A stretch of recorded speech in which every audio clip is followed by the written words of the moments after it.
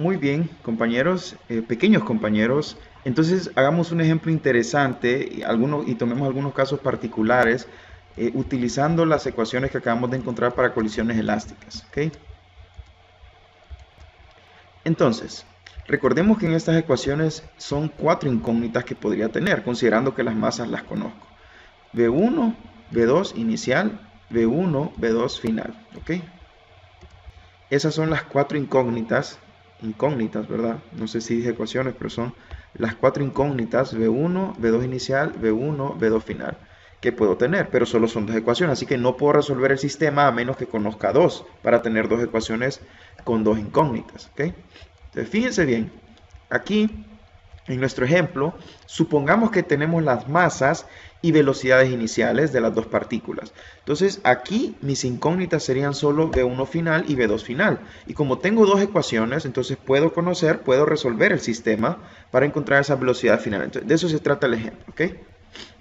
Muy bien, fíjense, esta ecuación parece más sencilla, entonces vamos a despejar ya sea para la velocidad final de la partícula 2 o para la velocidad final 2 de la partícula 1. Hagámoslo para la velocidad final 2 de la partícula, para la velocidad final de la partícula 2. Entonces si despejo para esto, me queda V1 inicial más V1 final menos V2 inicial. ¿Ok?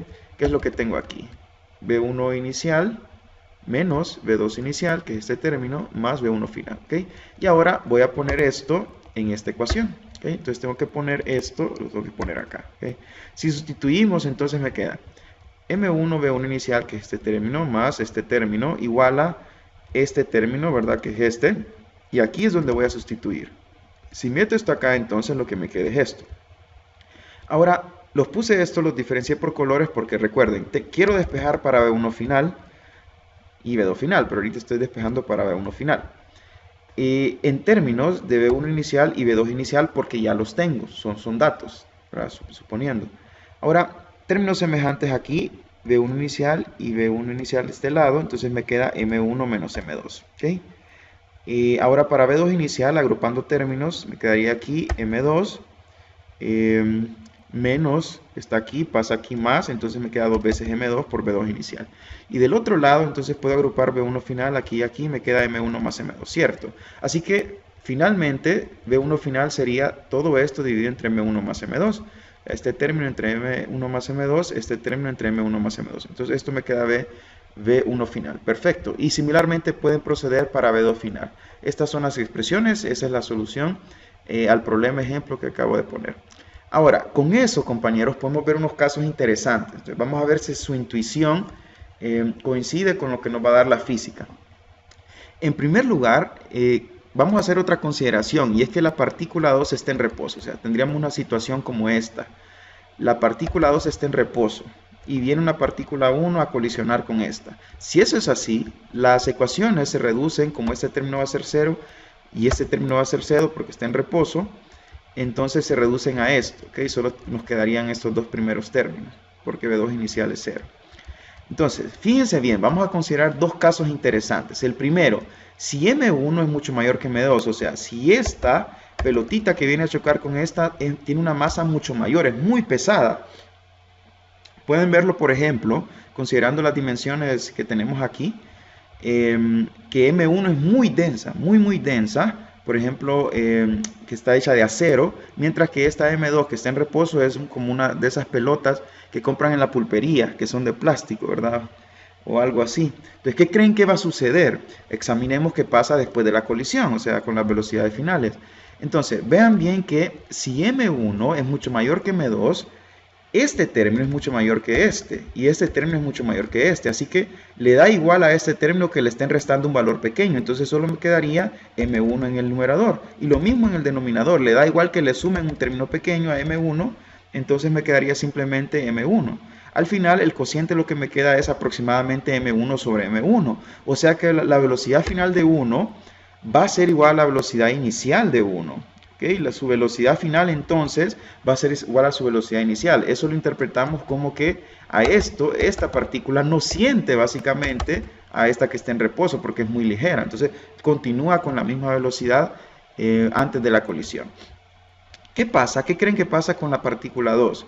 Pues noten, en este caso, recuerden, M1 es mucho mayor que M2. Entonces, en el denominador a M1 le da igual que le sumen un término pequeño. Entonces, solo me queda M1 entre M1 multiplicado por 2.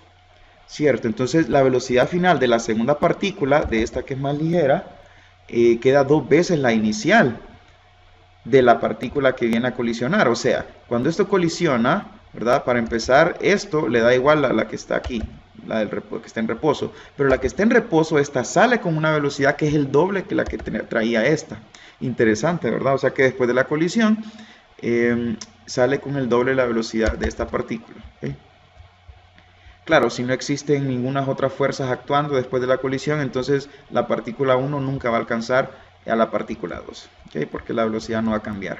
Ahora, el otro caso interesante es si M1 es mucho mayor, mejor dicho, si M2 es mucho mayor que M1. Entonces consideren ahora que tenemos esta partícula, que consideren ahora que es de acero, es muy densa, y esta es muy liviana.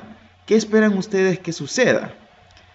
Pues yo creo que la intuición ahí sí va a ser correcta, me parece. Si esta es muy pesada y esta es muy ligera, entonces esperamos que esta se mueva poco o nada, ¿verdad? Entonces precisamente observemos qué sucede. En este caso entonces M2 es mucho mayor que M1.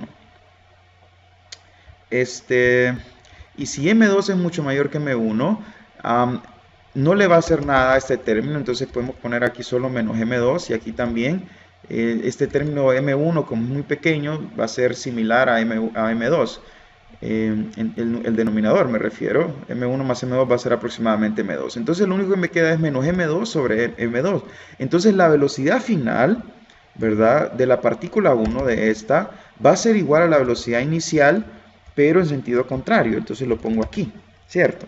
Entonces, como ustedes esperaban, cuando esto colisiona con esto que está muy pesado, simplemente viene con una velocidad y ahora rebota con la misma rapidez, pero en dirección contraria. O sea que la velocidad final va a ser igual al negativo de la velocidad inicial. Por otro lado, ¿qué le sucede a la velocidad final de esta partícula 2? Pues examinemos acá. Fíjense, como M2 es mucho mayor, que M1, entonces aquí nos va a quedar un término muy grande, porque M2 es grande comparado a M1. Entonces nos quedaría M1, que es pequeño, entre un valor muy grande.